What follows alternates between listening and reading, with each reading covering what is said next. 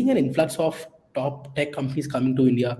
Last year, this particular year, 2021, we saw the Googles and the Amazons hiring left, right, and center, hiring super aggressively. We also saw Coinbase, which is pretty much a global competitor to Coinswitch, step into the Indian ecosystem. Now, Coinswitch is someone who has been going after a very good talent, and I've seen them also getting successful at it. But then, what do you think is an advice to the talent leaders of India Inc. for tackling this? How does a top tech recruiter compete against the FAANGs of the world? Okay. So before I venture into that answer, I would want to kind of quote my existing CEO, CEO of Coinswitch, Ashish Singhal, that is very clearly said is that the way we are kind of paving the path in the Web 3.0 space, we're pretty much writing we're trying to kind of build a framework for the next 2 decades in the country as such, and he says this with vehemence and from an absolute point of confidence that the next Google and Facebook will emerge from India.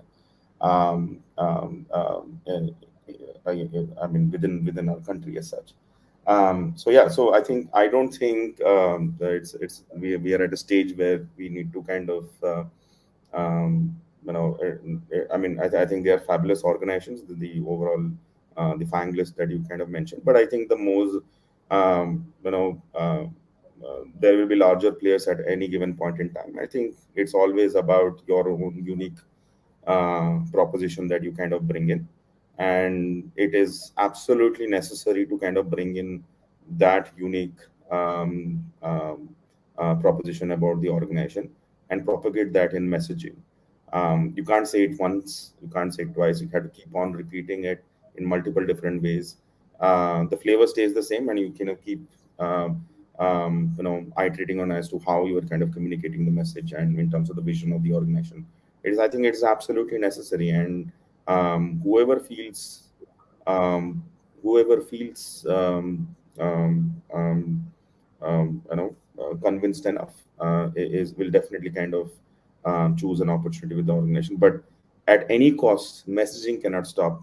Messaging in any way and form to kind of convey the goal statement and vision statement of the organization. I think, and again, I'll come back to my previous point, which is said defining, answering the question, why should that individual join the company, rather than the other way around in evaluation processes. As long as that question is being answered, the right kind of messaging will always emerge. Yeah, that makes sense. And I think on this note, I think one thing that I want to point out is I've often seen that in various points that you mentioned, you've often been relating the tech recruiting space closely with the, let's say, marketing or sales function, where it's all about kind of getting the employer value proposition right, choosing the right channels, choosing the right tools to put it across, and then then going forward with it. I think this approach is also something which is very important. Is probably you would agree with, I guess. It's important for recruiters to understand that it's a two-way street and not a one-way street, where they're just talking to people and getting them on board. Right. Yep. So yeah, moving forward, is the next question that I'll pick is yeah, this one. So we see that a lot of companies would want to deliver a very strong and good candidate experience. It's one of the things that have been trending lately in the TA space.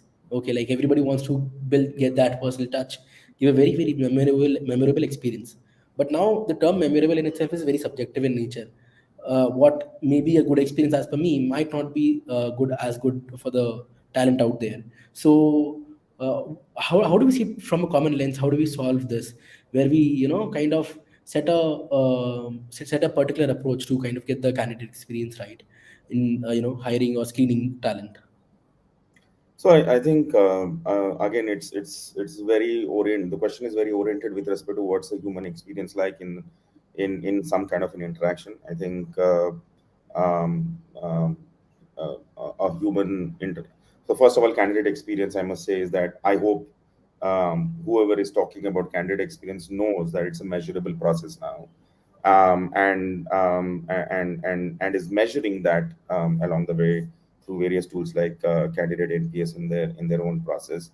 And First thing is that to kind of understand, make sure that you are actually baselining your process. You're measuring your candidate experience. You are baselining your experience. You are comparing it with some of the best employers in the world. Do not compare yourselves just to your own industry or your own city or your whatever. Compare it with some of the best employers at a global scale as to what some of the best NPS scores are, and then choose to do what you're doing, and then read your NPS, segment your NPS, just like any analytics team breaks down customer data to kind of understand the customer life cycle as to what worked in your customer life cycle, how useful was it, and where do you need to kind of change or bring about changes in your whatever. It could be anything related to kind of pricing, packaging, supply chain, anything whatsoever, or just a retail experience. So it could be anything. In a similar way, in the candidate journey, what worked, what did not work is can be deep dived and can be understood as to what's going well for you. Understand that first, make sure that you're taking it to the next level because you're already doing that right. Um, and then immediately kind of fix elements which are coming for from a measurement process like that. It is necessary to as to how you design that first to understand what is exactly happening. What I spoke about is a more reactive approach. A more proactive approach is to kind of ensure and both have to happen in tandem. It's not either or. Is Largely an element which I kind of spoke about is that um, um, would be largely with respect to what was the learning experience of the individual in the process. How challenging did we make it for the individual in the process? What was the interaction like? Whether it's a recruiter's interaction or an interviewer's interaction, will the person, the intent should be to kind of, you know, make it a fabulous experience, but an important element will be learning in that process altogether. From a recruiter standpoint, everything that promotes the culture of transparency and proactiveness kind of gives, I mean, from a candidate's perspective, that's a great experience. If I think it's always around timelines, and it's invariably about timelines or responses. It is invariably about being transparent as to what are you, how well are you explaining the process, and how well prepped are you before a process kind of happens. I think we should never have interviewing processes as a rule wherein somebody is kind of surprised as to what is the kind of conversation they are entering into. Especially for SME roles, leadership it's fine, but especially for SME roles, it is kind of necessary to kind of understand what is the kind of framework, what is the outcome that you're looking at, and it kind of always makes sense to kind of say that in advance. Is that what is the kind of I'm going to go through an LLD round, I'm going through an HLD round, I'm going through a problem solving round, or it's a technology deep dive. So if you're saying technology deep dive, what are your preferences? So some organizations have their preferences and they want to do deep dive accordingly, and some organizations, which is a better way, is focus on strengths of an individual. They don't kind of go into any area that the candidate doesn't go know of. So they just focused on strengths of the individual and they build that up, and they take challenge them to a level to understand what is their ceiling. And when they take their ceiling, then they are pushed to that ceiling as to, can you solve this or can you give an answer to this? That's when they kind of feel challenged, and that's when the awe comes in for the organization, and the need to kind of join that organization, need to work with those individuals kind of comes in. So yeah, that's Yeah, that's I that's think it. Yeah, I think that's a pretty elaborate and an important explanation for a lot of people who are looking to understand more about candidate experience. I'll quickly pick one question before we pick the last question for the day because I don't want it to get ignored. It's from Aditi. I'm not sure if it's exactly relevant to the agenda, so if you could quickly answer it. I think she's asking, in today's very challenging market, what are the basic expectations of IT hiring partners or vendors? I'm as- I'm assuming this is regarding Seems to be around. agencies. Yeah, yeah, yeah, So yeah. I think it's regarding agencies who partner with recruiting team.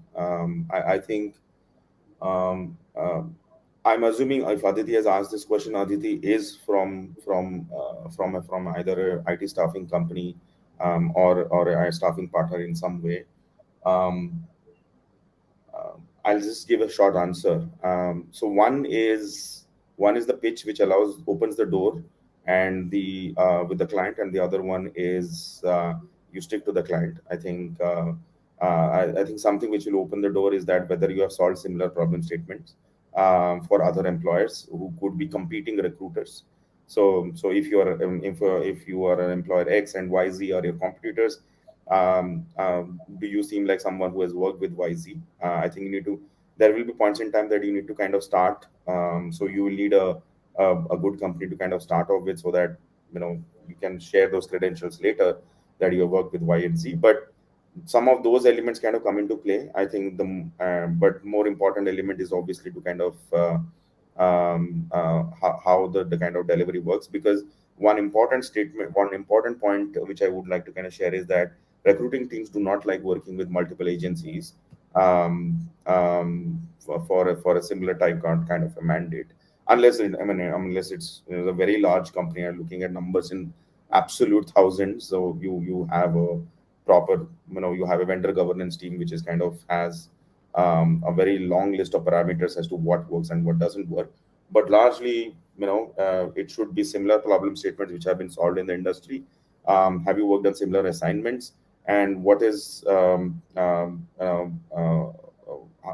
much do you promise and how much do you deliver? Which means, as far as metrics in terms of closures and acceptance rates, you should be comparable to the core recruiting team, as a bare minimum, not lesser, in terms of some of the recruiting metrics. So as long as you're able to kind of, and the core metrics are usually around fill rate, and SLAs and acceptance rate. So that's just a simple answer there.